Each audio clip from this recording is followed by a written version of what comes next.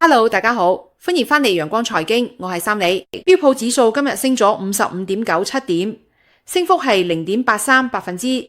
指數一開始壓住，之後又升返，收市升咗，減少咗連續暴跌嘅機會。美股大市喺下跌過程中遇到好強嘅抵抗，跌得唔夠順，證明多頭好有力。大約由前一晚嘅期貨開始就已經崩盤，美股早市都跌得幾嚴重，成日都話早起嘅鳥有蟲食。結果呢，今日朝早如果坐喺嘅電腦前監視嘅人，估計都可能嚇到出一身冷汗。唔排除佢市大跌嗰陣手快快賣咗嘅股票，但係開市之後驚暈一個鐘頭就完咗，大市就見底反彈，去到下午收市之前，股市又抽升，好似有咩重大利好消息咁。最近隔夜同週末嘅消息都幾令人擔心，開市成日都低開，但美股真係好硬淨。低開都可以行返上去，所以最近朝早千祈唔好拒市，佢哋都只會心縮，仲幫唔到手。真係想攬市，不如下晝先睇啦。CNN 嗰個恐慌貪婪指數今日跌咗落去極度恐慌區間，但係讀數都仲有24，算係偏高。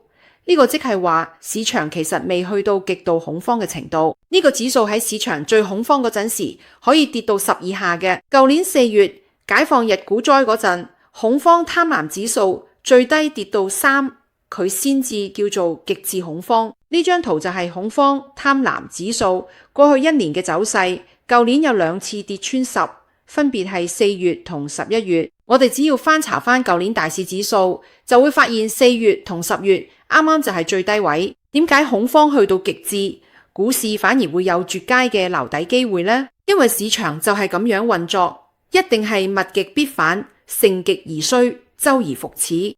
市場極度恐慌嘅時候，即係話當時賣出嘅力量好大，差唔多所有人都驚到亂中賣，賣盤遠遠多過買盤。如果恐慌貪婪指數跌穿10，佢股市就好有可能出現一個好好嘅留底機會。今日指數讀數係24，唔高亦都唔算低，唔係最恐慌嘅時候。咁就有人問啦，今次會唔會都恐慌到跌穿10分呢？呢個真係好難講。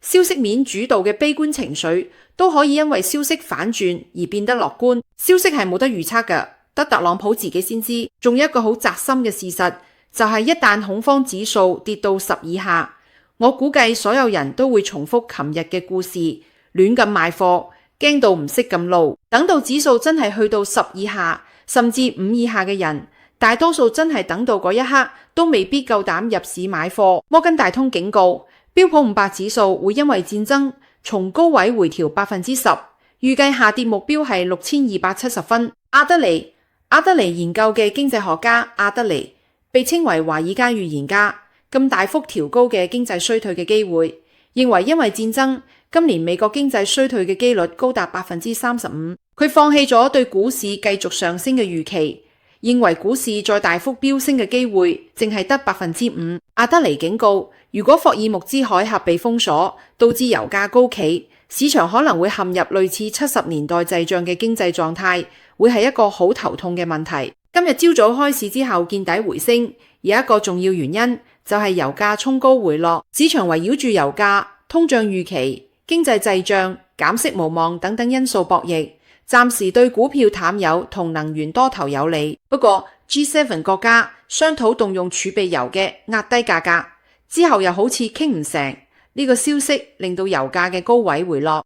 週末因為霍爾木茲海峽被封鎖同德黑蘭油庫俾人襲擊等等事件影響，布倫特原油同 WTI 原油報價都大升，呢兩桶油突然大幅上升，突破咗100蚊大關，一度衝到去119左右，離開歷史上多次黑天鵝事件嘅高位，其實都唔算好遠。市場感受到石油危機嘅危險氣氛，油價直線上升，對應住股市嘅恐慌情緒都一齊直線上升。發達國家話要釋放儲備油之後，油價開始回落，截圖報價係93.76美元。聽講今次儲備油有3至4億桶要釋放，規模前所未有咁大，國家級別咁做空，對原油期貨同現貨嘅多頭嚟講，真係有震懾力。另一種睇法都認為，今次油價唔可能長時間咁高，因為今年係美國中期選舉年。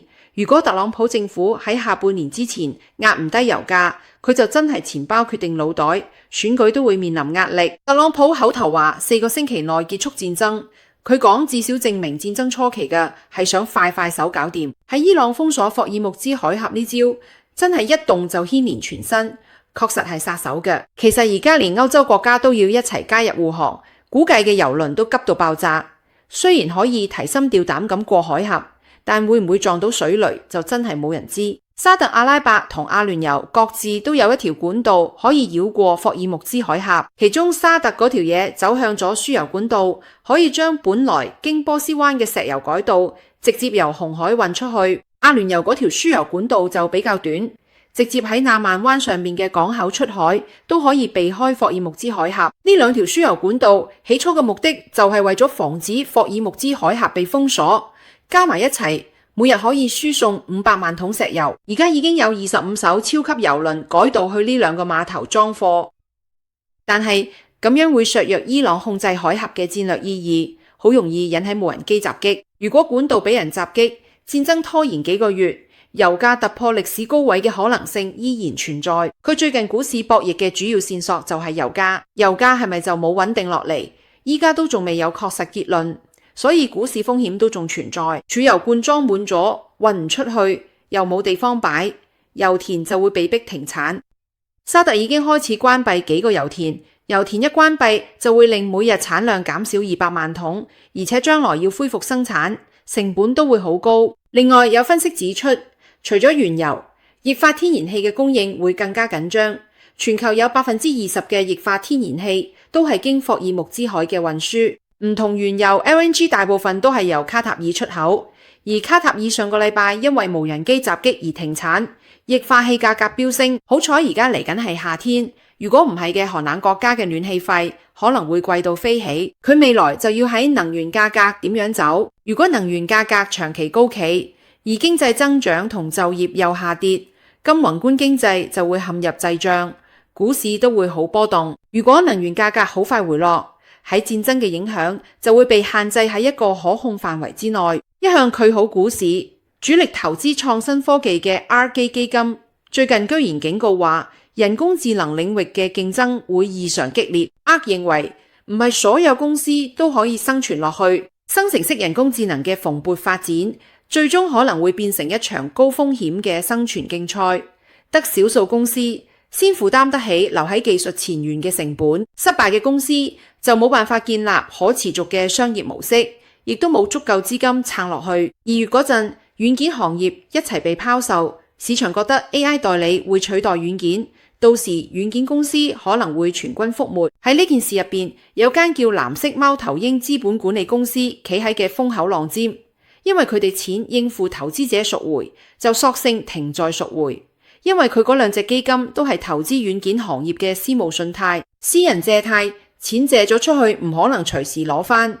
而投資者一聽到軟件行業要玩完，就即刻向基金公司贖回投資。基金公司亦都好無奈，呢種投資唔係股票同債券可以隨時市場上變現，借款到期收利息就係啦。投資人突然大規模討要本金，點算呢？冇辦法啊，一邊把貸款賣俾第二個機構，一邊凍結贖回。如果話貓頭鷹嘅影響比較細，咁從2月底到而家，貝萊德停止贖回事件就好大啦。貝萊德係華爾街嘅大機構，如果連貝萊德都要凍結贖回，佢投資者心理陰影就真係好大啦。貝萊德上個禮拜五確認有一隻信貸基金收到12億美元嘅贖回申請，公司宣布只會執行6.2億美元，剩低嘅贖回申請就會被拒絕。貝萊德其實都係根據合約規定，當有大額贖回嘅時候，只會俾5%，其實都冇違約。另一間公司黑石都喺3月3號宣布，有一隻基金被贖回咗37億，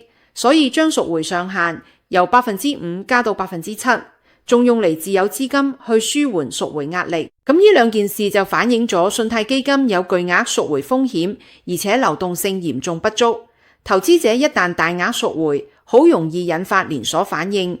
而大型金融機構如果被擠提，絕對唔係細事嚟嘅。2008年金融危機，連雷曼兄弟嘅大間機構都執笠，對市場打擊好大，股市都要崩盤。而家私募信貸基金嘅贖回仲未演變成金融危機，但市場都會擔心呢樣嘢。今次嘅贖回潮同2008年金融危機都有啲唔同。2008年嗰陣時，房貸層層打包，資產包複雜到不得了，風險控制唔到，佢低等級高風險貸款被包裝到好靚，變成3A 級低風險產品，銀行買咗之後就中伏。今次嘅私募信貸資產包本身暫時仲未有咩大問題，而且都冇次貸危機嗰陣嘅複雜。呢啲大型資產管理機構有自己嘅風控標準，贖回都係跟合同咁做，唔會好似銀行咁容易引發擠提風險。2008年嗰啲資產係證券化㗎，市場一暴跌就好驚人。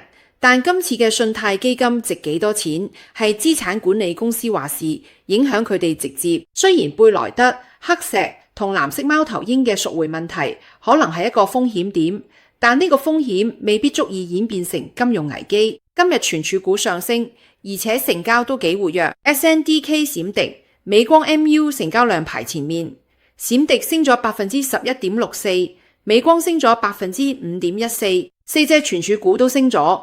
短線回調好似完咗，之後有機會喺高位震盪反彈，因為今年存儲依然好緊張，訂單爆滿，硬件價格又貴，業績都可以撐住股價。不過呢個係一個強周期性行業，有錢賺有大水，公司就會加產能，過幾年存儲硬件價值就會跌翻落嚟。HYMS 飆升咗40%，換手率去到85%，升咁多，一般人都捉唔到佢。你睇翻之前跌得幾慘。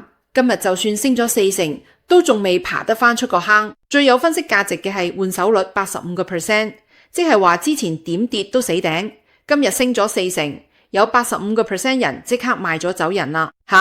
跌嗰陣時個個都話長線投資，一升就即刻變短炒，呢個就係最典型嘅人性啦。今日升咁多，主要係因為樂和樂德撤回咗同 HYMS 嘅訴訟，唔再告佢哋。反而兩間公司仲合作埋一齊 ，MS 宣布同樂和樂德達成戰略合作 ，HYMS 會停止喺大眾市場推廣未經 FDA 批准嘅複合型 GLP-1 藥物，轉而透過佢嘅平台賣正版 Ozempic 同埋包括新型口服片劑嘅 Wegovy。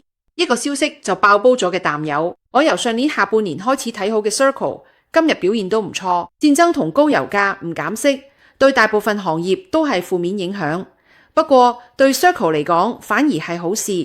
利率高，咁用人佢嘅錢賺嘅利息就更多。不過呢隻股都唔淨係賺咗利息咁簡單，未來有機會取代傳統銀行清算系統，成為未來支付結算行業嘅龍頭。呢個希望係有㗎。如果希望係10%，風險就係90%。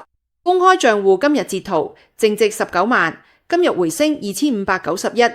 升幅1.38%，跟納指差唔多。特斯拉早市唔掂，10點半之後反彈，收市前又跟住大市拉升，所以勉強收藏398.68。因為消息面淡靜，利好有限，股價而家處於階段性整理。特斯拉嘅銷量同財報都唔夠力炒高股價，基本上都係靠馬斯克畫大餅。最近3個月，馬斯克都冇乜點畫大餅，感覺散戶個肚有啲餓。好啦，今日節目就分享到呢度，多謝大家收睇，我哋下集再見，拜拜。